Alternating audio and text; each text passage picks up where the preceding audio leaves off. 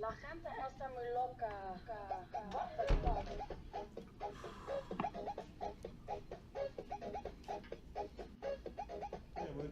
Hey. Hey.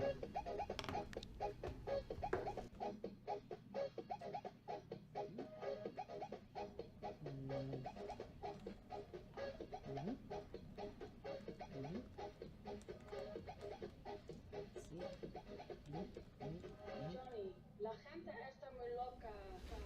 Hey, Eric. Whoa, you look tired, man. Oh, I know, man. I've been up all night trying to figure out this interview for my management class.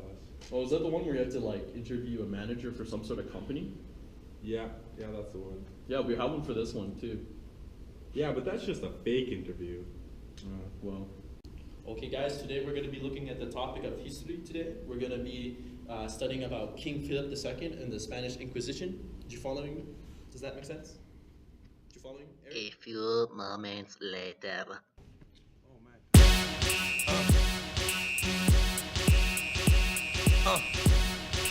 Oh, Your Majesty. Thank you for taking the time to meet with me. Woo! Y'all gon' make me lose my mind. Up in here, up in here. Y'all gon' make me go all out. Up in Thanks for meeting with me, Your Majesty. Let me start by asking you a few questions about your earlier years before King. Of course, I see no harm in such questions. Anything for my country and God, of course. I had a rather pampered life, I would say, under my mother Isabella Infanta and my father Charles V.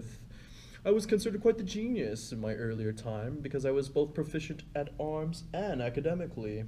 Under my father's mentorship, I was able to prove myself as an appropriate ruler. Therefore, I was king at the age of 16. Tell me, Your Majesty, what was it like being of German descent, yet ruling as a Spanish king? Yes, of course. Well, I'm not gonna lie, I was considered a foreigner to some others, but that was only due to my German background. However, because I was born and raised in Spain, I considered myself a Spaniard despite other opinions. Again, thank you, Your Majesty, for taking the time to speak with me. Now let's dive into a time when you really made some revolutionary changes. Let's start with your reign as king. During your reign, some say it was the height of Spain's glory, what with your vast empire stretching all the way. Yes, of course it was. Of course it was impressive. Dude, chill. What was your main motivation in creating such a dominant empire? Well, it all comes down to religion. I'm not sure if you know this, Eric, but I'm quite the devout Catholic. But a large driving factor was that I wanted everyone to know how important Catholicism was as a religion and how important it was for having a good life. Anyone that opposed it and anyone that praised other religions, well, let's just say I didn't stand for that. In my time, they'd have to go to auto de fe.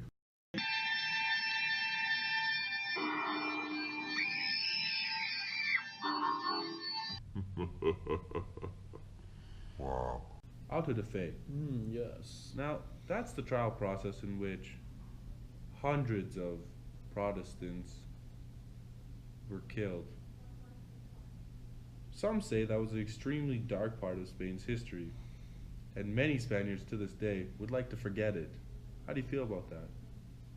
Well, to be quite frank with you, Eric, I would say that I'm just doing what I thought was necessary for the best interests of the country and, more importantly, for God. To this day, Spain is a dominantly Catholic country. Would you say that you played a large role in creating it for what it is today? Yes, I would say my influence was strong, but obviously not strong enough. Today, Spain is more multicultural than ever, full of people from different countries and different religions. And what is this word tourism? In regards to your empire, what is your opinion on the territories you colonized? Yeah, all my territories, I know. And how Spanish culture has influenced them, despite them not being part of Spain today? What? They're not part of Spain? Yes, they've been independent for a while now. How do you think Spain has shaped their culture to this day? Well, there's so many, but for one example, Spanish is the second most spoken language in the world. Another is the fact that Spanish cuisine on its own has known to be a global phenomenon, and it has been a culinary influence throughout many South American dishes and the Philippines. religion also still plays such a large part of our culture too. Am I wrong?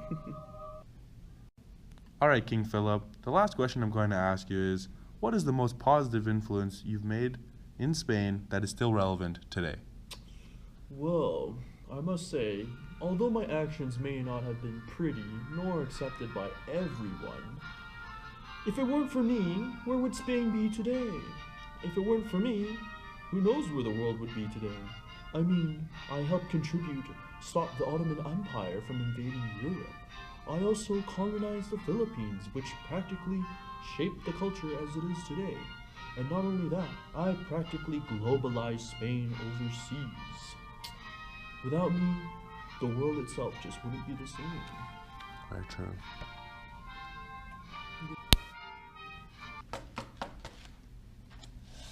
All right, that's a lot of great stuff. Thank you, Your Majesty. I'm going to put this to good use.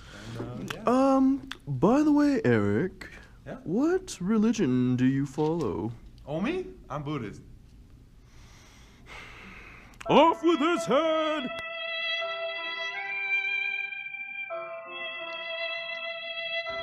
Eric? Huh? Eric? Huh? Did you follow me? You know, you're kind of looking at me like, Oh, I think I know everything about King Philip. okay, yeah, okay, sure. Back to bed.